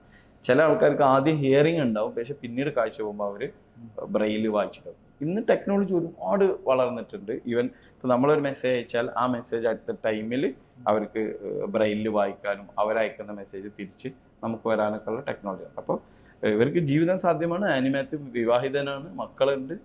ആൻഡ് അദ്ദേഹത്തിന് ഇവിടെ തൊഴിലവസരം ഇല്ലാത്തതുകൊണ്ട് പഞ്ചാബിൽ ഒരു ഇതേപോലത്തെ കുട്ടികൾക്ക് വേണ്ടിയുള്ള സ്കൂളിലാണ് വർക്ക് ചെയ്യുന്നത്. ഒരു പക്ഷേ നമുക്കൊരു എക്സ്പേർട്ടിൻ്റെ സഹായത്തോടു കൂടി അയാളുടെ ഒരു ഇൻ്റർവ്യൂ കൂടി നിങ്ങൾക്ക് ആലോചിക്കാം. ഓക്കെ. പിന്നെ നമ്മൾ ഈ ഡെഫ് ബ്ലൈൻഡ് കോൺവെർസേഷനിൽ നിന്നും താങ്കളുടെ മറ്റൊരു എക്സ്പെർട്ടൈസിലേക്ക് കുറച്ചു നേരം സംസാരിക്കാമെന്ന് വിചാരിക്കുന്നു. താങ്കൾ ഒരു മനഃശാസ്ത്ര വിദ്യാഭ്യാസ, അതായത് വിദ്യാർത്ഥികളെ മനഃശാസ്ത്രം പഠിപ്പിക്കുന്നൊരു, അല്ലെങ്കിൽ അവർക്ക് കൗൺസിലിംഗ് മറ്റും ഹെൽപ്പും ചെയ്യുന്ന ഒരാളും കൂടാണ്. ഇപ്പോൾ കഴിഞ്ഞൊരു 2 വർഷത്തെ മൊത്തം കേരളത്തിൽ ക്രൈം സ്റ്റോറീസ് എടുത്തു നോക്കി കഴിഞ്ഞാൽ ഈ 18 താഴെയുള്ള ആളുകളുടെ ക്രിമിനൽ ആക്ടിവിറ്റീസ്, അത് മയക്കുമരുന്നായിട്ട് ബന്ധപ്പെട്ടതുണ്ട്, അല്ലാണ്ട് സൊസൈറ്റിക്കുള്ളിൽ തന്നെ ഭയങ്കരമായിട്ട് കുടുംബത്തിലൊക്കെ ഒറ്റപ്പെട്ടതിൻ്റെ ഫലമായിട്ടുണ്ടായ കുറേ സംഗതികളുണ്ട്. എന്തുകൊണ്ടാണ് ഇപ്പോൾ ഈ അടുത്ത കാലത്ത്, ഒന്ന് സ്വാഭാവികമായിട്ടും സോഷ്യൽ മീഡിയയും വാർത്താമാധ്യമങ്ങളും സജീവമായതുകൊണ്ട് ഇതുപോലുള്ള വാർത്തകൾ മുന്നോട്ട് വരുന്നതായിരിക്കും. പക്ഷേ ഈ സാഹചര്യം എന്തുകൊണ്ടാണ് ക്രിയേറ്റ് ചെയ്യപ്പെടുന്നത്? അതായത് ഒരു ടീനേജ് പ്രായത്തിൽ തന്നെ ക്രിമിനൽസ് ഒരുപാട് മുന്നോട്ട് വരുന്നൊരു സാഹചര്യം. ഞാൻ ഈ ചോദ്യത്തിന് ഒരു മലയാളിയായിട്ട് മറുപടി പറയണോ, ഒരു സൈക്കോളജി എക്സ്പേർട്ട് എന്നുള്ളവർക്ക് മറുപടി പറയണോ, ഒരു അധ്യാപകൻ എന്നുള്ളവർക്ക് മറുപടി പറയണോ ഒരു ചോദ്യം ഉണ്ട്. എന്താ വിഷയം എന്ന് വെച്ചാൽ, യഥാർത്ഥത്തിൽ ഈ പറയുന്ന അക്രമവാസന എന്ന് പറയുന്നത് മനുഷ്യന്റെ കൂടെയുള്ളതാണ്. ഫ്രോയിഡ് പറയുന്നത് അക്രമവാസനയും അടിച്ചമർത്തപ്പെട്ട ലൈംഗികതയും ഓരോ മനുഷ്യൻ്റെയും ഉള്ളിലുണ്ട്. സാഹചര്യം വരുമ്പോൾ അത് പുറത്തെയാണ്. ഈ പറയുന്ന ഞാനും ഷാബ്ക്കൊക്കെ പഠിക്കുന്ന കാലത്ത് സ്കൂളുകളിൽ ക്രൈമുണ്ട്, അക്രമവാസനയൊക്കെ ഉണ്ട്. പക്ഷേ ഇതിൻ്റെ വിസിബിലിറ്റി കുറവായിരുന്നു. ഇന്ന് നമുക്ക് വിസിബിലിറ്റി വലിയ രീതിയിൽ കൂടിയിട്ടുണ്ട്. ആൻഡ് വിസിബിലിറ്റി കൂടുക മാത്രമല്ല, ഇതിനകത്ത് BGM ചേർത്തിട്ട് വലിയ ക്രൈം പോലും ആഘോഷിക്കപ്പെടുകയും ആ ആഘോഷത്തെ വീണ്ടും എടുത്ത് ചർച്ച ചെയ്യുകയും ചെയ്യുന്ന ഒരു സാഹചര്യം. മറ്റൊന്ന്, നമ്മൾ മാറിയ ജീവിത സാഹചര്യമാണ്. നമുക്ക് ഫിസിക്കൽ മൂവ്മെൻറ്റ് ഇല്ലെങ്കിൽ മനുഷ്യൻ സ്ട്രെസ്ഡ് ആവും. ആ സ്ട്രെസ്സ് മാനേജ് ചെയ്തില്ലെങ്കിൽ ബേൺ ഔട്ട് ആവും. പലപ്പോഴും കുട്ടികൾ ഇത്തരം സാഹചര്യങ്ങളിലേക്ക് പ്ലാൻ ചെയ്ത് പോകുന്നതല്ല, എസ്കലേഷൻ സംഭവിക്കണം. നമുക്കറിയാം, ഇതാ പറഞ്ഞു, ഞാനൊരു അധ്യാപകൻ എന്നുള്ളവർക്ക് പറഞ്ഞില്ല എനിക്ക് ബുദ്ധിമുട്ടുണ്ട്, പക്ഷെ പറയാതിരിക്കാൻ നിർവാഹനമാണ്. നമ്മുടെ കുട്ടികളുടെ സ്ലീപ്പ് സൈക്കിൾ പലപ്പോഴും ഇന്ന് പ്രോപ്പറല്ല. കാരണം അവരുടെ ഒരു വേൾഡ് ആരംഭിക്കുന്നത് തന്നെ ഈവനിങ്ങിൽ. നമുക്കറിയാലോ, പുറത്തൊക്കെ പോകുമ്പോൾ, ഇന്നലെയൊക്കെ ബീച്ചിൽ പോകുമ്പോൾ നമ്മൾ കണ്ട പാതിര വരെ കുട്ടികൾ ഇങ്ങോട്ട് വന്നുകൊടുക്കാം. നമ്മളൊക്കെ ഉറങ്ങാൻ വേണ്ടിയിട്ട് ഒരു 10:30 അങ്ങോട്ട് പോകുമ്പോൾ they are coming to the beach. Okay, ഇവിടെ യഥാർത്ഥ പ്രശ്നം ഞാൻ ഇപ്പോഴും കാണുന്നത്, എനിക്ക് 3 മക്കളുണ്ട്. ആസ് എ പാരൻറ്റിങ്ങിലാണ് പ്രശ്നം. കുട്ടികൾക്ക് ഒരു മിനിമം ഒരു 6 hours എങ്കിലും പ്രോപ്പർ സ്ലീപ്പ് സൈക്കിൾ ഉണ്ടായില്ലെങ്കിൽ സ്വാഭാവികമായും അത് അവരുടെ ഹോർമോണൽ റെഗുലേഷനെ ബാധിക്കും, അവരെ ഇമോഷനെ ബാധിക്കും. ആ ഇമോഷണൽ എസ്കലേഷനാണ് പലപ്പോഴും അക്രമമായിട്ട് പുറത്തേക്ക് വരുന്നത്. അപ്പോൾ നമ്മളിങ്ങനെ പറഞ്ഞു വെക്കുമ്പോൾ സ്വാഭാവികമായിട്ട് ഇപ്പം സൊസൈറ്റിയിൽ ഉയർന്നു വരുന്ന ഒരു സംഭാഷണമുണ്ട്. അതായത് ചില ആൾക്കാരൊക്കെ സോഷ്യൽ മീഡിയ വഴി, പ്രത്യേകിച്ച് ഈ തന്തവ്യബുക്കുള്ള ആൾക്കാരാണ് ഈ പറയുന്നത്. അതായത് ഇന്നത്തെ തലമുറ പോക്കാണ്, അവരെ കൊണ്ടൊന്നും പറ്റില്ല എന്നുള്ള രൂപത്തിൽ. ആ ഒരു തോന്നലുകളെ പറ്റി എന്താണ്? ഒരിക്കലുമല്ല. അപ്പം നമ്മൾ എല്ലാ ജനറേഷനും എല്ലാ കാലത്തും പറഞ്ഞുകൊണ്ടിരുന്ന ഒരു കാര്യമാണെന്ത്, ഞങ്ങൾക്ക് ശേഷം വരുന്നവർ മോശമാണ്. നോക്കൂ, നമ്മളെ കുട്ടികൾ വലിയ ഉദാത്തമായ മാതൃകകൾ. ഞാനൊരു ചെറിയ ഉദാഹരണം പറയാം. എൻ്റെ കൂടെ വർക്ക് ചെയ്തിരുന്നത് മലപ്പുറം ജില്ലയിലെ പാങ് ഹയർ സെക്കൻഡറിയിൽ വർക്ക് ചെയ്യുമ്പോൾ സഹപ്രവർത്തകനായ ഒരു അധ്യാപകൻ രാത്രി കരഞ്ഞുകൊണ്ട് വിളിക്കുന്നു, സാറേ എൻ്റെ അമ്മയെ പോലെയുള്ള എൻ്റെ ഫ്രണ്ടിൻ്റെ അമ്മ മരിച്ചു. ആദ്യം പുള്ളി കരഞ്ഞു പറയുമ്പോൾ ഞാൻ അമ്മ മരിച്ചത്, എനിക്ക് നാട്ടിൽ പോകണം. ഞാൻ പറഞ്ഞു ആയിക്കോട്ടെ, നമുക്ക് എന്തെങ്കിലും സംവിധാനം ഉണ്ടാക്കാം. ഈ സമയത്ത് സാറ് ഒരു ഓട്ടോക്കാരെ വിളിച്ചാലും കിട്ടൂല. ഞാൻ പറഞ്ഞു സാറേ 2 വർഷം മുന്നത്തെ നമ്മുടെ പിള്ളേരെ വാട്സപ്പ് ഗ്രൂപ്പ് ഉണ്ട്, ജസ്റ്റ് ആ ഗ്രൂപ്പിൽ സാർ ഒരു കുത്ത് പോയിട്ടാൽ അവരവിടെ ഓൺലൈനിൽ ഉണ്ടാവും. രാത്രി 1:30 മണിക്കാണ് ഈ ഡിസ്കഷൻ നടക്കുന്നത്. പറഞ്ഞ പോലെ തന്നെ നമ്മളവിടെ ഒരു കുത്തിടുമ്പോൾ എന്താ സാറേ എന്ന് വെച്ചാൽ ഒത്തിരി പേര് വരുന്നു, വിഷയം ഇതാണെന്ന് പറയുന്നു. ഞാൻ പറഞ്ഞു ലൈസൻസ് ഉള്ള ആൾക്കാരെ പറയാൻ പാടുള്ളൂ. 2 വർഷം മുന്നത്തെ പിള്ളേരെ ലൈസൻസ് ഉള്ള 2 ആൾക്കാർ മുന്നോട്ട് വരുന്നു. ഒരാൾ പറഞ്ഞു ഞാനിതാ ഈ പറഞ്ഞ സ്ഥലത്ത് തന്നെ, പടപ്പറമ്പാണ് ആ സ്ഥലം, ഞാനും ഉണ്ടെന്ന് പറയുന്നു. ഇങ്ങനെ നമ്മളൊരു പുതിയൊരു അധ്യാപകനാണെന്ന് പറഞ്ഞു നമ്പർ കൊടുക്കുന്നത്. അവർക്കൊരു പരിചയമില്ല, ഈ അധ്യാപകൻ അവരെ പഠിപ്പിച്ചിട്ടില്ല. ആകെ ഞാനും അവരുമുള്ളൊരു ബന്ധം. എൻ്റെ ഒരു സുഹൃത്തിന് ഒരു നീഡ് ഉണ്ടെന്ന് പറയുന്നു. വിത്തിൻ ഒരു 10 to 15 മിനിറ്റ്സ് വരെ നാഷണൽ ഹൈവേയിൽ സാർ എത്തിച്ചു കൊടുക്കുന്നു. സാർ അവിടെ നിന്ന് പോകും. സാർ എന്നും പറയുന്ന മലപ്പുറത്തെ കുറിച്ച് പറയുന്ന, കുട്ടികളെ കുറിച്ച് പറയുന്ന വലിയ ഇതൊരു ഉദാഹരണമാണ് കേട്ടോ. നമ്മൾ കുട്ടികൾ മോശമല്ല, അവർക്ക് ഒരു ഡയറക്ഷൻ കൊടുക്കാൻ. C they are distracted. അവരെ സംബന്ധിച്ച് അവരുടെ ഒരു വലിയ ഇൻഫർമേഷൻ പമ്പിങ് നടക്കുന്ന ഒരു കാലത്താണ് അവർ ജീവിക്കുക. അപ്പം ഇതിലേതെടുക്കണം, ഏതെടുത്തുകൊണ്ട് എനിക്ക് മുന്നോട്ട് പോകണം എന്നുള്ള ഒരു ടീച്ചേഴ്സ് ആ ഇൻഫർമേഷൻ കൊടുക്കുക എന്നുള്ള പണിയിൽ നിന്ന് മാറിയിട്ട് ഒരു മെൻറ്റേഴ്സ് എന്നുള്ള റോളിലേക്ക് വന്നു കഴിഞ്ഞാൽ ഡെഫിനറ്റ്ലി ശരിയാവും. അതിൽ ആദ്യമേ പറയാനുള്ളത് ടീച്ചേഴ്സിന് കുട്ടികളെ പേരറിയണം. അത് ഷെഫൊക്കെ ഓർത്തെടുക്കാൻ പറ്റുന്നുണ്ടാവും. നമ്മളെ പേരറിയുന്ന, ആ പേര് നമ്മളെ പല ടോണിലാണ് പേര് വിളിക്കാം. ആ ടോണുകളിലൊക്കെയും വിളിക്കാൻ അധികാരമുള്ള ഒരു അധ്യാപകനാകുമ്പോൾ ആ അധ്യാപകൻ ഇന്നും കുട്ടികളെ റെസ്പെക്ട് ചെയ്യുന്നുണ്ട് എന്നുള്ളതാണ് എൻ്റെ ഒരു ടേക്ക് ഈ വിഷയത്തിൽ. കുട്ടികളൊട്ടും മോശമൊന്നുമല്ല. ഒരു എഡ്യൂക്കേഷൻ സ്പേസിൽ അല്ലെങ്കിൽ ഒരു സ്കൂളിൽ നിലവിലെ കുട്ടികളെ പഠിപ്പിക്കുമ്പോൾ, അതായത് പ്രത്യേകിച്ച് ഒരു 15 വർഷം മുമ്പുള്ള തലമുറയല്ല ഇപ്പോഴത്തെ തലമുറ. കാരണം ഇപ്പം ഇൻ്റർനെറ്റ് സജീവമാണ്, മൊബൈലുകൾ ഭയങ്കര ഒരു ജീവിതത്തിൻ്റെ ഭാഗമായിട്ടുണ്ട്. പിന്നെ താങ്കൾ നേരത്തെ പറഞ്ഞ മാതിരി ഒരു ഇൻഫർമേഷൻ എക്സ്പ്ലോഷൻ്റെ ഭാഗമായിട്ട് ഒരുപാട് ഇൻഫർമേഷൻസ് കുട്ടികൾക്ക് കിട്ടുന്നുണ്ട്. അപ്പോൾ ടെക്സ്റ്റ് ബുക്ക് അവരുടെ ഒരു മേജർ കൺസേൺ ആവാൻ സാധ്യത വളരെ കുറവുള്ളൊരു സാഹചര്യമാണ്. അപ്പോൾ ഈ കാലഘട്ടത്തിൽ ഒരു വിദ്യാഭ്യാസ പ്രവർത്തകൻ എന്ന നിലയിൽ, പ്രത്യേകിച്ച് മാനസികാരോഗ്യവുമായി ബന്ധപ്പെട്ട ഏരിയയിൽ ഇടപെടുന്ന ഒരാളെന്ന നിലയിൽ എങ്ങനെയായിരിക്കും കുട്ടികൾ, താങ്കളുടെ ഒരു സ്ട്രാറ്റജി എന്താണ് കുട്ടികളുമായിട്ട് ഇടപഴകുമ്പോൾ, നേരത്തെ പറഞ്ഞ വിഷയങ്ങൾ കൂടാതെ? എനിക്ക് തോന്നുന്നു നമ്മളുടെ വിദ്യാഭ്യാസത്തെക്കുറിച്ചുള്ള കാഴ്ചപ്പാടിൽ അറിയാതെങ്കിലും നമ്മുടെ ഇന്ത്യൻ ഫിലോസഫിയുടെ സ്വാധീനം വളരെ കൂടുതലാണ്. അപ്പോൾ നമ്മൾ ഈ ഗുരു എന്ന് പറയുന്ന ആ ഒരു ഭയബഹുമാനത്തോടുകൂടി അല്ലെങ്കിൽ ദൈവികമായി കാണുന്ന ഒരു കാഴ്ചപ്പാട്, അതുപോലെ പുസ്തകത്തെ നമുക്കറിയാം, നമ്മളെ സുഹൃത്തുക്കളൊക്കെയും പുസ്തകം വീണാൽ അതിനെടുത്ത് ചുംബിക്കുന്ന, അതിനോട് സോറി പറയുന്ന ഒരു കൾച്ചർ നമ്മളെ ഉള്ളിലുണ്ട്.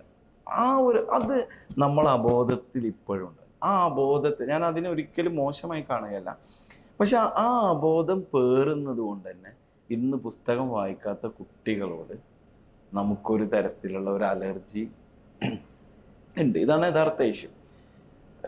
നോളജ് ആസ്പെക്റ്റിൽ നോക്കുകയാണെങ്കിൽ പുസ്തകം വായിക്കണമെന്നൊന്നുമില്ല. അറിവ് എങ്ങനെയാണ് ഉൽപ്പാദിപ്പിക്കുന്നത്, ആ അറിവിനെ പ്രയോഗവൽക്കരിക്കുന്നുണ്ടോ എന്നുള്ളതാണ് നമ്മൾ ഇതിന് കാണുന്ന ഒരു തലമുണ്ട്. അപ്പം അതിൽ നിന്ന് മാറി കുട്ടികൾ അറിവുണ്ടാക്കട്ടെ, ആ അറിവിനെ പ്രയോഗവൽക്കരിക്കട്ടെ എന്നുള്ളതിനാണ് നമ്മളിന്ന് കൂടുതൽ പ്രാധാന്യം കൊടുക്കുന്നത്. പക്ഷെ അൺഫോർച്ചുനേറ്റ്ലി നോക്കൂ, വളരെ ലളിതമായി പറയാം, ഇത് പറഞ്ഞ ഒരുപക്ഷെ അധ്യാപകർ എന്നെ എടുത്തിട്ട് അലക്കും, എന്നാലും പറയാതിരിക്കാൻ നിർവാഹമില്ല. ഒരു സാങ്കല്പിക കാര്യം പറയണം. ഒരു ഡോക്ടർ, അയാളൊരു കോമ സ്റ്റേജിലേക്ക് പോയി, ഒരു 20 വർഷത്തിന് ശേഷം അയാൾക്ക് ബോധം തിരിച്ചു വന്ന്, അല്ലെങ്കിൽ ഒരു 30 വർഷത്തിന് ശേഷമോ 50 വർഷത്തിന് ശേഷമോ തിരിച്ചു വന്നാൽ, അയാൾ തിരിച്ചു വരുമ്പോൾ അന്നുള്ള ഒരു ടെക്നോളജി അല്ല ഇന്നുള്ളത്. ഇമേജിങ്ങിലോ പരിശോധനയിലോ മരുന്നുകളിലോ ഒന്നുമല്ല. ഒരു എൻജിനീയർ ഒരു 30 വർഷത്തെയോ 50 വർഷത്തെയോ കോമ കഴിഞ്ഞിട്ട് അയാൾ വീണ്ടും തിരിച്ചു വരുന്ന ഒരു സാങ്കല്പിക ലോകത്തേക്ക് തിരിച്ചു വന്നു. എന്നാൽ ഒരു അധ്യാപകൻ കഴിഞ്ഞ 200 വർഷം മുന്നേ ബോധം പോയതാണെങ്കിലും തിരിച്ചു വരുമ്പോഴും അയാൾക്ക് എടുക്കാനുള്ളത് അതേ ചോക്കും, ഓപ്പൺ ദ ടെക്സ്റ്റ് ബുക്ക് എന്നാണ് പറയാൻ പറ്റും. ഓക്കെ, ഞാനും അധ്യാപകനായിരിക്കാണ് ഞാനീ പറയേണ്ടത്. പക്ഷെ ഇതിനകത്ത് നവീനമായ സാധ്യതകളെ കൊണ്ടുവരാത്തോടത്തോളം കാലം ഞാൻ വിശ്വസിക്കുന്നത് നമ്മുടെയൊക്കെയും കോമൺ സുഹൃത്തുക്കളായ AI മേഖലയിലുള്ള ഒരുപാട് എക്സ്പെർട്ടുകൾ വിത്തിൻ ഒരു 5 ഇയർ കൊണ്ട് അപ്ഡേറ്റ് ചെയ്യാത്തവരൊക്കെയും വാഷ് ഔട്ട് ആവും. സോ പുസ്തകത്തിലുള്ള അറിവ് നോക്കൂ, ബഡ്ഡിങ്, ലെയറിങ്, ഗ്രാഫ്റ്റിംഗ്, ഷാപ്ക കേട്ടിട്ടില്ലേ, പഠിച്ചിട്ടില്ലേ, പരീക്ഷ കഥയില്ലേ? ജീവിതത്തിൽ ഈ പരിപാടി ചെയ്തിട്ടുണ്ടോ? എന്തുകൊണ്ടാണ്? പോട്ടെ, H=I²RT എന്ന് നമ്മളെല്ലാവരും പഠിക്കുന്നു. എന്നിട്ട് H എങ്ങനെ കാണും, I എങ്ങനെ കാണും, R എങ്ങനെ കാണും.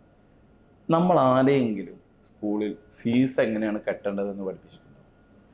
പോട്ടെ, ഒരു വീട്ടിൽ കറണ്ട് പോയാൽ അതിൻ്റെ SOP, ഒരു സിമ്പിൾ സ്റ്റാൻഡേർഡ് ഓപ്പറേഷൻ പ്രൊസീജിയർ എന്താണെന്ന് പഠിപ്പിച്ചിട്ടുണ്ട്. ഒരു ELCB പൊക്കാൻ പോലും 500 രൂപക്ക് ഇലക്ട്രീഷ്യനെ കാത്തിക്കുന്ന ഒരു ലോകത്താണ് നമ്മൾ ചെയ്യുന്നത്. സോ പുസ്തകം വേണം, അതൊരു റെഫറൻസാണ്. പക്ഷെ ആ അറിവ് എവിടുന്നെങ്കിലും ഉണ്ടാക്കണം. ആ അറിവിനേക്കാൾ അപ്പുറത്ത് അതിൻ്റെ പ്രയോഗവൽക്കരണം കുട്ടികൾക്ക്. നമ്മൾ ഈ വിദ്യാഭ്യാസത്തിൽ നിന്ന് മാറി താങ്കളുടെ റിസർച്ച് ഏരിയയിലേക്ക് തന്നെ ലാസ്റ്റ് നമുക്ക് അവിടെ വൈൻഡപ്പ് ചെയ്യാമെന്നാണ് എനിക്ക് തോന്നുന്നത്. അപ്പോൾ താങ്കളുടെ റിസർച്ച് ഏരിയ എന്ന് പറഞ്ഞു കഴിഞ്ഞാൽ vocational rehabilitation of intellectually challenged എന്നുള്ളതാണ്. സ്വാഭാവികമായിട്ട് നമ്മൾ റിസർച്ച് ചെയ്യുമ്പോൾ അതിനകത്ത് നമുക്ക് റിസർച്ച് പ്രോബ്ലംസ് ഉണ്ടാകും, പിന്നെ അതിന് സൊല്യൂഷൻസ് ഉണ്ടാകും, താങ്കളുടെ സജഷൻസും ഒക്കെ ഉണ്ടാകും. അതൊന്ന് ചുരുക്കി പറയാൻ പറ്റുന്നത്? ഒന്ന്, നമ്മൾ റിസർച്ചിൻ്റെ ഫ്രണ്ട് പേജിൽ പറഞ്ഞിട്ടുണ്ട് ഇതിലെ ഫൈൻഡിങ് ഒന്നും പുറത്തു വിട്ടില്ല, അതുകൊണ്ട് എല്ലാതൊന്നും അങ്ങനെ പറയാൻ പറ്റില്ല. ഇനി സിംപ്ലിലി പറയാനുള്ളത് vocational rehabilitation of intellectually challenged. ഈ ഒരു ഏരിയയിൽ കേരളത്തിലെ സിനാരിയോയിലുള്ള പ്രധാനപ്പെട്ട ചലഞ്ചസ് എന്തൊക്കെയാണെന്നും പ്രധാനപ്പെട്ട വെല്ലുവിളികൾ എന്തൊക്കെയാണെന്നാണ് നമ്മുടെ ഒരു ഏരിയ. ഫസ്റ്റ് റിസർച്ച് ക്വസ്റ്റ്യൻ എന്ന് പറയുന്നത് ഇപ്പം നമ്മൾ എവിടെ നിൽക്കുന്നു, ഇതിൻ്റെ ഒരു സ്റ്റാറ്റിസ്റ്റിക്സ് ആണ്. അതിൽ പല ഫൈൻഡിങ്സും സ്ഫോടനാത്മകമാണ് എന്നാൽ ഇപ്പോൾ പറയാൻ പറ്റുള്ളൂ. അത് പുറത്ത് വരുമ്പോൾ ചിലപ്പം ജനറലി സ്പീക്കിംഗ് കേരളത്തിലെ അല്ലെങ്കിൽ ഇന്ത്യയിലെ ഈ ഒക്കെ ഇൻ്റലക്ച്വലി ചാലഞ്ചഡ് ആയിട്ടുള്ള ആൾക്കാരുടെ പിന്നെ റീഹാബിലിറ്റേഷൻ, അത് വൊക്കേഷണലാണെങ്കിലും ഈ പറഞ്ഞ ഏർലി ഇൻ്റർവെൻഷൻ മുതലുള്ള സംഗതികൾ, അതിൻ്റെ ഒരു സ്റ്റേജ് എന്താണ്? നേരത്തെ പറഞ്ഞ ഡെഫ് ബ്ലൈൻഡിൻ്റെ കമ്പയർ ചെയ്ത് നോക്കുമ്പോൾ എന്താണ് നിലവിലുള്ള സ്റ്റേജ്? നോക്കൂ, നമ്മൾ നേരത്തെ പറഞ്ഞു ഇവരുടെ ഒരു ചരിത്രം പറയുമ്പോൾ ഒരു ഇരുണ്ട കാലഘട്ടം, അതായത് ഇങ്ങനെയുള്ള ഒരാളുണ്ട് എന്ന് അറിയുന്നത് പോലും പുറമേക്ക് പറ്റാത്ത, ഈവൻ ചില രാജ്യങ്ങളിലൊക്കെ ഗ്രീക്ക് സിസ്റ്റത്തിലൊക്കെ അവർ കൊന്നുകളയുന്ന ഒരു രീതിയാണ്. ഓക്കെ, പിന്നീട് ഇവര് കുറച്ച് ആൾക്കാർ പ്രൊട്ടക്റ്റ് ചെയ്തു, പക്ഷെ അപ്പോഴും നല്ല കാര്യങ്ങൾക്കൊന്നും പുറത്തിറക്കൂല. എന്തെങ്കിലും ഒക്കെ പശുവിനെ നോക്കാനോ ഒക്കെയുള്ള കാര്യങ്ങൾക്ക് മാത്രം ഉപയോഗിച്ചു. പിന്നീടാണ് ഇവർക്ക് വിദ്യാഭ്യാസം കൊടുക്കുന്നത്. ഈ വിദ്യാഭ്യാസം കൊടുക്കുന്ന കാലഘട്ടം ഒരു 1700-കളുടെ അവസാനത്തിലാണ് തുടങ്ങി. അവിടെ നിന്ന് ആ വിദ്യാഭ്യാസം ഇങ്ങനെ സെഗ്രിഗേറ്റ് ചെയ്ത് കൊടുക്കുന്നത് ശരിയല്ല, ഇവരെ സ്പെഷ്യൽ സ്കൂൾ ശരിയല്ല, ഇവരെ ഒന്നിച്ച് ഇൻ്റഗ്രേറ്റ് ചെയ്യണമെന്ന് വന്നു. ആ ഇൻ്റഗ്രേഷൻ നമ്മൾ ഇൻക്ലൂഷനിലേക്ക് വന്നു. ആ ഇൻക്ലൂഷനും ശേഷം നമ്മൾ ഈ വൊക്കേഷണൽ റീഹാബിലിറ്റേഷനെ കുറിച്ച് പറയും. ബട്ട് അൺഫോർച്ചുനേറ്റ്ലി എഡ്യൂക്കേഷനിൽ ഈ ഘട്ടങ്ങളൊക്കെ സക്സസ്ഫുള്ളി നമ്മൾ കടന്നു വന്നു. എല്ലാവർക്കും വിദ്യാഭ്യാസം എന്ന് പറയുന്ന സാലമാങ്ക കോൺഫറൻസ് വന്നിട്ട് 26 വർഷം, 2000-ലാണ് വരുന്നത്. ബട്ട് വൊക്കേഷനിൽ നമ്മളിപ്പോഴും ഒരുപാട് മുന്നോട്ട് പോകേണ്ടിയിരിക്കുന്നു. കാരണം നമ്മളൊരു കൺവെൻഷണൽ ബോക്സിന് അപ്പുറത്തേക്ക് നമുക്ക് ചിന്തിക്കാൻ പലപ്പോഴും പറ്റിയിട്ടില്ല. ലളിതമായൊരു ചോദ്യം, ഒരുപക്ഷെ ഈ ഇൻ്റർവ്യൂ കൊണ്ട് ആർക്കെങ്കിലും ഉപകാരപ്പെടുകയാണെങ്കിലാണ്. പക്ഷെ നമുക്ക് ബോൾ പെൻ യൂസ് ചെയ്യുന്ന ഒരാളാണ്, നമ്മൾ കൂടെയുള്ള ക്യാമറ പേഴ്സൺസ് ഒക്കെ ഉണ്ട്. നിങ്ങളൊരു ബോൾ പെന്നിനകത്ത് റീഫില്ലർ ഇട്ടിട്ട് എത്ര കാലമായിട്ടുണ്ടാവും? പുതിയത് വാങ്ങിക്കുന്നു എന്നല്ലാണ്ട് ഇതുവരെ വേറെ ഒന്നും ഇട്ടിട്ടില്ല. റീഫില്ലർ ഇട്ടിട്ടുണ്ടാവും. ഞാൻ കാലിക്കറ്റ് യൂണിവേഴ്സിറ്റിയിലെ റിസർച്ചറാണ്. എൻ്റെ ഒരു ആഗ്രഹമാണ് ഞാൻ പറയുന്നത്, അത് ഞാൻ ചെയ്യുമെന്ന് തന്നെയാണ്. കാരണം അങ്ങനത്തെ കുറേ കുഞ്ഞു കുഞ്ഞു അത്ഭുതങ്ങൾ അവിടെ സൈക്കോളജി ഡിപ്പാർട്ട്മെൻറ്റിൽ CDMRPയിൽ ചെയ്യാൻ നമുക്ക് സാധിച്ചിട്ടുണ്ട്. അവിടെയുള്ള ഒരു 5-6 സംഘടന യൂത്ത് നേതാക്കന്മാരെ വിളിച്ച് നമ്മളൊരു 10 മിനിറ്റ് ഈ വൊക്കേഷണൽ റീഹാബിലിറ്റേഷൻ്റെ സാധ്യതകളെക്കുറിച്ചും അതിൻ്റെ ആവശ്യകതയെക്കുറിച്ചും സംസാരിച്ചതിന് ശേഷം നമുക്ക് ഈ റീഫില്ലർ ഇന്നും അവൈലബിൾ ആണ്. ശരാശരി ഒരു 12 രൂപ മുതൽ 20 രൂപ വരെയാണ് നമ്മൾ റീഫില്ലർ വാങ്ങുന്ന ഒരു എക്സ്പെൻസ് എന്ന് പറയുന്നത്. പക്ഷെ 2.5 രൂപക്ക് 3 രൂപക്ക് നിങ്ങൾക്ക് ഫ്ലിപ്കാർട്ടിൽ നിന്ന് എന്ത് കിട്ടും? റീഫില്ലർ കിട്ടും. ഇത് ഇങ്ങനെ ഊരിയിട്ട് അതിലേക്ക് തിരിച്ചിടാൻ വലിയ റോക്കറ്റ് സയൻസ് ഒന്നും വേണ്ട. ഏതൊരു അടങ്ങിയിരിക്കുന്ന പ്രകൃതമുള്ള ഏതൊരു മനുഷ്യനും പറ്റും. ഇൻ്റലക്ച്വലി പ്രോബ്ലം ഉള്ള കുട്ടികൾക്കും പറ്റും.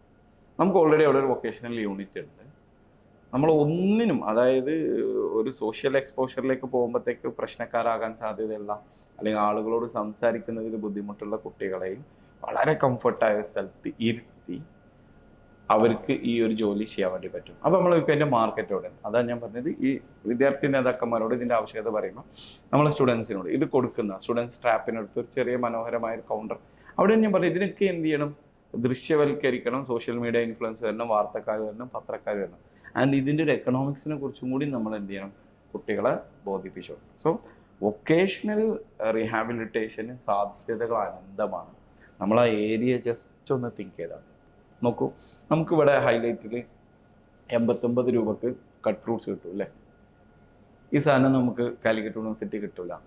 അവിടെ ഒരു വലിയ കൂട്ടം മനുഷ്യരുണ്ട്, ഇഷ്ടംപോലെ റിസർച്ചേഴ്സ് ഉണ്ട്, നല്ല വൃത്തിയുള്ള കട്ട് ചെയ്യാൻ അറിയുന്ന, ഡ്രോളിങ് ഇല്ലാത്ത ഒരു 2-3 ആൾക്കാർ അങ്ങനെ ഒരു യൂണിറ്റ് ഏൽപ്പിച്ചാൽ അവർക്ക് അത് റൺ ചെയ്യാം. സോ നമ്മൾ റഹീമുദ്ദീൻ സാറ് അവിടെ ജോയിൻറ്റ് ഡയറക്ടർ ആയിരിക്കുന്ന സമയത്ത് ജയൻ സാറും അതേപോലെ തന്നെ എൻ്റെ ഗൈഡായ മണികണ്ഠൻ സാറൊക്കെ നേതൃത്വത്തിൽ നമ്മളൊരു ചെറിയൊരു ചിന്തയിൽ നിന്ന് തുടങ്ങിയതാണ്. ഇന്ന് 4-5 സെൻറ്ററിൽ യൂണിവേഴ്സിറ്റിക്കകത്ത് ഇത്തരം കുട്ടികളെ യൂസ് ചെയ്തുകൊണ്ടുള്ള ഒരു കോഫി ഷോപ്പ് ഉണ്ട്. അപ്പോൾ ആ ചായ ഉണ്ടാക്കുന്നതിൽ താല്പര്യമുള്ള കുട്ടികൾ മാത്രമാണ് അവിടെ വർക്ക് ചെയ്യുന്നത്. ഇതേപോലെ ഒരുപാട് സ്ഥലങ്ങൾ അവിടെ ഉണ്ട്. ഇപ്പോൾ ഗാർഡനിങ് ഇഷ്ടമുള്ള കുട്ടിക്ക് ഗാർഡനിൽ. അപ്പോൾ ഇനീഷ്യലി അവർ ഒരു വോളണ്ടിയറായി വരട്ടെ, അവിടുന്ന് സ്കില്ലായി കഴിയുമ്പോൾ അവരെ ട്രാൻസിറ്റ് ചെയ്യണം. അങ്ങനത്തെ ഒരു സോഷ്യൽ ഇൻക്ലൂസിവിറ്റിയുടെ മോഡലാണ് യഥാർത്ഥത്തിൽ വൊക്കേഷണലിൽ ഉണ്ടാവേണ്ടത്. അതല്ലാതെ നമ്മൾ റൂമിനകത്ത് ഓടി നടക്കാൻ ആഗ്രഹമുള്ളവനെ പിടിച്ച് കുട ഉണ്ടാക്കാൻ ഏൽപ്പിച്ചാൽ, സിംപ്ലിലി പറഞ്ഞാൽ തോട്ടം നടത്തവനെ പിടിച്ച് ഇത് ചെയ്താൽ അവൻ തോട്ടക്കാരനല്ല, അവൻ വേട്ടക്കാരനാണ് അവൻ. ഈ ഇപ്പം നമ്മൾ ചർച്ച ചെയ്ത വിഷയങ്ങളിലൊക്കെ കടന്നു വന്ന 1-2 വാക്കുകളാണ് NGO, ഗവൺമെൻറ്, യൂണിവേഴ്സിറ്റീസ്, ഇതൊക്കെ. അപ്പം ഇപ്പോൾ ഡെഫ് ബ്ലൈൻഡ്സ് ഇഷ്യൂസ് ആണെങ്കിലും ഇൻ്റലക്ച്വലി ചാലഞ്ചറായിട്ടുള്ള ഇഷ്യൂ അല്ലെങ്കിൽ വേറെ ഏത് സ്പെഷ്യൽ എബിലിറ്റിയുടെ കേസാണെങ്കിലും ഉത്തരവാദിത്തം, പ്രൈമറി റെസ്പോൺസിബിലിറ്റി ഇതിനകത്ത് ആരാണ്? അതിനകത്ത് എന്തെങ്കിലും ഒരു ഹൈറാർക്കി ഉണ്ടോ? ഗവൺമെൻറ്, സൊസൈറ്റി, NGOs അങ്ങനെ വെച്ച് നോക്കുമ്പോഴത്തേക്ക് ഞാൻ ഇതിൽ വിശ്വസിക്കുന്നു. നമ്മൾ റിയാലിറ്റിയിൽ നിന്ന് സംസാരിക്കുന്നു. ഇന്ന് നമ്മുടെ രാജ്യത്ത് സാധ്യമാവുക PPP ആണ്, പബ്ലിക് പ്രൈവറ്റ് പാർട്ടിസിപ്പേഷൻ. കാരണം ഗവൺമെൻറ്റുകൾ അതിൻ്റെ വികസനത്തിൻ്റെ ഒരുപാട് തലങ്ങൾ താണ്ടി, നമുക്കറിയാം ഓരോ വർഷം നമ്മളെ പൊതുകട ഇങ്ങനെ കൂടിക്കൊണ്ടിരിക്കുകയാണ്. ഇനി വീണ്ടും നമ്മൾ ഈ ആളുകൾക്ക് വേണ്ടിയുള്ള സ്കൂളുകൾ തുടങ്ങണം, അതിനുള്ള ടീച്ചർ എഡ്യൂക്കേഷൻ തുടങ്ങണം എന്ന് പറയുമ്പോൾ അത് ഏതൊരു ഗവൺമെൻറ്റിനാണെങ്കിലും അത് ഏറ്റെടുക്കാവുന്നതിൻ്റെ അപ്പുറത്താണ്. കുറേ മുന്നേ ചെയ്യേണ്ടതായിരുന്നു, ആ അഭിപ്രായമുണ്ട്. പക്ഷേ ഇനി ഇത്തിരി ബുദ്ധിമുട്ടാണ്. അപ്പോൾ അതുകൊണ്ട് തന്നെ മാക്സിമം അവസരങ്ങൾ ഉണ്ടാക്കിക്കൊണ്ടുള്ള ഒരു നെറ്റ്വർക്കിങ്ങിലൂടെ, സ്റ്റേക്ക് ഹോൾഡർ മാനേജ്മെൻറ്റിലൂടെ, ഒരു പബ്ലിക് പ്രൈവറ്റ് പാർട്ടിസിപ്പേഷനിലൂടെയാണ് ഇത് സാധ്യമാവുക എന്നുള്ളതാണ് ഈ കുറച്ച് കാലത്തുള്ള റിസർച്ച് എന്ന് എനിക്ക് തോന്നുന്നു. KLF കഴിഞ്ഞ ഉടനെ തന്നെ കോഴിക്കോട് ബീച്ചിൽ അതേ ലൊക്കേഷനിൽ ഒരു KDF നടന്നു, കേരള ഡിസബിലിറ്റി ഫെസ്റ്റ്. അത്തരത്തിലുള്ള ഫെസ്റ്റുകൾ എങ്ങനെയാണ് ഉപകരിക്കുക? അത് സൊസൈറ്റിയിൽ എന്തൊക്കെയാണ് ചേഞ്ചസ് ഉണ്ടാവുക എന്ന് പറയുമ്പോൾ? ഡെഫിനറ്റ്ലി ഒരു സോഷ്യൽ സെൻസിറ്റൈസേഷൻ എന്നുള്ള ആംഗിളിൽ ഇത് വളരെ പ്രധാനമാണ്. എൻ്റെ ആഗ്രഹിക്കാമല്ലോ നമുക്ക് ഇന്ന് ഒരു വലിയ പ്രശ്നമാണ് ഭിന്നശേഷിക്കാരായ ആളുകളുടെ തൊഴിൽ നിയമനം. കാരണം അവർക്ക് നിയമനം കൊടുക്കാത്തതുകൊണ്ട് മറ്റുള്ളവരെ നിയമനം കൂടി ബുദ്ധിമുട്ടായി നിൽക്കുന്ന ഗവൺമെൻറ് ചില സ്റ്റെപ്പുകൾ എടുത്തു ക്ലിയർ ചെയ്യാൻ ശ്രമിച്ചുകൊണ്ടിരിക്കുന്നു. അടുത്തൊരു KDF എഡിഷൻ അല്ലെങ്കിൽ ഇത് കാണുന്ന കഴിഞ്ഞ വർഷത്തിന് നേതൃത്വം കൊടുത്ത ആളുകൾക്ക് ഉപകരിക്കട്ടെ, മറ്റുള്ള ആളുകൾ ചിന്തിക്കട്ടെ. നമുക്ക് ഇത്തരത്തിലുള്ള ഒരു വെർച്വൽ, ഫിസിക്കലി വരുമ്പോഴാണ് ബുദ്ധിമുട്ട്, ഒരു വെർച്വൽ ഒരു KDF നടത്തി കഴിഞ്ഞാൽ, കാരണം ഇത്തരം ആളുകളെ ആപ്റ്റായ, എന്താ പറയുക, right person at the right time എന്ന് പറയുമല്ലോ, ആളുകൾ ഇല്ലാത്തതുകൊണ്ട് മറ്റ് അധ്യാപകർക്ക് നിയമനം കൊടുക്കാൻ പറ്റാത്തൊരു കൂട്ടം ആളുകൾ ഇപ്പം പ്രത്യേകിച്ചും എയ്ഡഡ് സ്കൂൾ മാനേജ്മെൻറ്റ് ഒരു ഭാഗത്തുണ്ട്, ജോലി ഇല്ലാത്ത ഒരു കൂട്ടർ ഇവിടെയുണ്ട്. വെർച്വലി ഇവരെ കണക്ട് ചെയ്യുന്ന ഒരു പ്ലാറ്റ്ഫോം വന്നാൽ ഒരുപാട് ആൾക്കാർക്ക് ഇവർക്ക് ജോലി കിട്ടുന്നത് മാത്രമല്ല മാനേജ്മെൻറ്റിൻ്റെ പ്രശ്നം തീരും. അപ്പോൾ അടുത്തൊരു ഡിസബിലിറ്റി ഫെസ്റ്റിവലിന് മുമ്പ് ഇത്തരത്തിലുള്ളൊരു വെർച്വൽ ഡിസബിലിറ്റി ഫെസ്റ്റിവൽ കിട്ടിയെന്ന് തോന്നുന്നു, ഞാൻ പറഞ്ഞത് ഒരു വെർച്വൽ ഡിസബിലിറ്റി ഫെസ്റ്റിവൽ സാധ്യമാണ്. ഇത്തരത്തിലുള്ള പ്രോഗ്രാമുകൾ സെൻസിറ്റൈസേഷൻ എന്നുള്ള ആംഗിളിൽ വളരെ നല്ലതാണ്. അതോടൊപ്പം തന്നെ ഒരു സജഷൻ എന്നുള്ള അർത്ഥത്തിൽ ഞാൻ മുന്നോട്ട് വെക്കുന്ന ഒരാശയമാണ്. കാരണം ഇതിന് വരാൻ കഴിയാത്ത വീടകങ്ങളിലുള്ള ഒത്തിരി ആൾക്കാർ സങ്കടപ്പെട്ട ആ ആളുകളെയും കൂടിയും എൻഗേജ് ചെയ്യിക്കുന്ന തരത്തിലുള്ള ഒരു ഹൈബ്രിഡ് മോഡൽ. അല്ല, ഞാൻ അതിന് പോവുകയും ഞാൻ ഭയങ്കരമായിട്ട് ഇൻഫ്ലുവൻസ് ആവുകയും ചെയ്തതുകൊണ്ട് കൂടെ ചോദിച്ച ചോദ്യമാണ്. ലാസ്റ്റ് ചോദ്യം, ഇപ്പോൾ നമ്മൾ പലതരത്തിലുള്ള ഡിസബിലിറ്റീസിനെ പറ്റി സംസാരിച്ചു, പിന്നെ അതിൻ്റെ സൊസൈറ്റിയും അക്കാഡമിയെയും ഗവൺമെൻറ്റും NGOs ഒക്കെ നിലപാടുകളൊക്കെ പറ്റി. അപ്പോൾ സ്വാഭാവികമായിട്ടും ഇത് കേൾക്കുന്നൊരു പ്രേക്ഷകന് ഉള്ളിൽ വരുന്നൊരു സംശയം ഉണ്ടാവും. ഈ ലെവലിൽ ഒരു എക്സ്പേർട്ട് ആവാൻ വേണ്ടി താങ്കൾ അക്കാഡമിക്കലി സഞ്ചരിച്ച വഴിയും താങ്കൾ എന്തുകൊണ്ടാണ് ഈ ഏരിയയിൽ എത്തിയെന്നുള്ളതിൻ്റെ ഒരു മറുപടി. ഓക്കെ, അത് നല്ലൊരു ചോദ്യമാണ്. നമുക്ക് നമ്മളെ എക്സ്പോഷറും എക്സ്പീരിയൻസാണ് ഒരാളെ മോൾഡ് ചെയ്യപ്പെടും അല്ലേ. നമ്മളുടെ ഇൻട്രസ്റ്റ്, ആപ്റ്റിറ്റ്യൂഡ്, പേഴ്സണാലിറ്റി ഒക്കെ വർക്ക് ചെയ്യുമെങ്കിലും ഇതിനേക്കാളൊക്കെ അപ്പുറത്ത് ഒരാളുടെ എക്സ്പേർട്ട് ആൻഡ് എക്സ്പോഷർ എക്സ്പീരിയൻസ്. ഒരാൾ എക്സ്പേർട്ടായി മാറി ഈ പറഞ്ഞ എക്സ്പീരിയൻസും എക്സ്പോഷറും ഉണ്ടാവണം. അപ്പോൾ എന്നെ സംബന്ധിച്ച് ഞാൻ വളരെ ചെറുപ്പത്തിൽ, ഇപ്പോൾ +2 പ്രായത്തിൽ ഞാൻ VHSCയിൽ പഠിച്ചത് ECG ആൻഡ് ഓഡിയോമെട്രി ടെക്നീഷ്യൻ കോഴ്സാണ്. അപ്പോൾ എനിക്ക് ECGയേക്കാൾ കൂടുതൽ കൗതുകം ഉണ്ടായിരുന്നത് ഈ ഓഡിയോമെട്രിയിലായിരുന്നു. ഞാൻ ആ സമയത്ത് തന്നെ ചെറുപ്പത്തിൽ തന്നെ +1 പ്രായത്തിൽ തന്നെ ആംഗ്യ ഭാഷ പഠിച്ച് ഈ ഹിയറിംഗ് ഇമ്പേർഡിൻ്റെ ലോകത്തിലൂടെ സഞ്ചരിക്കാൻ വേണ്ടി ആഗ്രഹിച്ച ഒരാളാണ്. പിന്നെ വീട്ടുകാരെല്ലാവരും അധ്യാപകരായതുകൊണ്ട് ഞാനൊരു അധ്യാപകനാവാൻ നിർബന്ധിതനായി. ആ TTCയിൽ ഞാൻ പഠിക്കുമ്പോൾ എൻ്റെ കൂടെ ഉണ്ടായിരുന്ന 2 ആൾക്കാർ ബ്ലൈൻഡായിരുന്നു. അപ്പോൾ എനിക്ക് കുറേയും കൂടി ഇവരെ ഏരിയയിൽ പഠനം നടത്താൻ തോന്നി. അങ്ങനെയുള്ള അന്വേഷണത്തിൽ നിന്നാണ് ഈ ഡെഫ് ബ്ലൈൻഡ്നെസ്സുള്ള കോഴ്സ് കാണുന്നത്. അങ്ങനെ അതിന് പോയി. അങ്ങനെ ഡെഫ് ബ്ലൈൻഡ്നെസ് മേഖലയിൽ ആ കാലഘട്ടത്തിൽ തന്നെ നമ്മൾ കൊണ്ട് കഴിയുന്ന രീതിയിൽ ഒരുപാട് പ്രോഗ്രാം, പലതരത്തിലുള്ള പരിപാടികൾ എഴുതിയിട്ടുണ്ട്. ഈവൻ തെരുവ് നാടകം വരെ തമിഴ്നാട്ടിൽ, കേരളത്തിൽ നമുക്ക് ആ സമയത്ത് സെൻസിറ്റൈസേഷൻ വന്നിട്ടില്ല. തമിഴ്നാട്ടിൽ വിളിച്ച് നമ്മൾ എനിക്ക് തോന്നുന്നു ഒരു 10 ദിവസം പോലെ നമ്മൾ പല സ്ഥലങ്ങളിൽ ഇതിൻ്റെ സ്ട്രീറ്റ് പ്ലേ ഒക്കെ നടത്തിയിട്ടുണ്ട്. പിന്നീട് തിരിച്ചു വരുമ്പോഴത്തേക്ക് നമ്മൾ സർക്കാർ ജോലിയുടെ സൗകര്യത്തിൽ പ്രൈമറി സ്കൂൾ ടീച്ചറായി. പക്ഷെ അവിടെ നിന്ന് 2 വർഷം കൊണ്ട് ഞാൻ വീണ്ടും ലീവ് എടുത്ത് സൈക്കോളജിയിലേക്ക് തിരിച്ചു പോയി. അങ്ങനെ പിന്നീട് ക്ലിനിക്കൽ സൈക്കോളജി കഴിഞ്ഞു. അങ്ങനെ എനിക്കാണ് CDMRP എന്ന് പറയുന്ന ഒരാശയത്തിൻ്റെ ഭാഗമാവുന്നത്. അപ്പോൾ അതിൻ്റെ ആദ്യത്തെ ലൈസൺ ഓഫീസർ കൂടിയായിരുന്നു. അപ്പോൾ അതിന് ഗ്രാസ് റൂട്ട് ലെവൽ മുതൽ ഇംപ്ലിമെൻറ്റേഷൻ ചെയ്യണ വരെയുള്ള ഒരു സമയത്ത് എൻ്റെ കൂടെ നിൽക്കാൻ പറ്റും. അതുകൊണ്ട് തന്നെ വായിച്ചതിനേക്കാൾ കൂടുതൽ, നമുക്കറിയില്ല, ടെക്സ്റ്റിനേക്കാൾ കൂടുതൽ എപ്പോഴും നമ്മളെ കോണ്ടെക്സ്റ്റാണ് നമ്മളെ സ്വാധീനിക്കുക എന്ന് വിശ്വസിക്കുന്ന ഒരാളാണ്. അങ്ങനെ ഈ ജീവിതാനുഭവങ്ങളും എക്സ്പോഷറും കൂടിയാണ് യഥാർത്ഥത്തിൽ ഇങ്ങനെ ഒരു മേഖലയിൽ. ഇത്രയും നേരം നമ്മളുമായി പലതരത്തിലുള്ള ഡിസബിലിറ്റീസിനെയും സ്പെഷ്യൽ എബിലിറ്റീസിനെയൊക്കെ പറ്റി സംസാരിച്ചത് അബ്ദുൽ ഷുക്കൂർ TK ആണ്. ടൈം ലൈനുമായി ഇത്രയും നേരം സമയം ചെലവഴിച്ചതിന് ഷുക്കൂറിന് നന്ദി.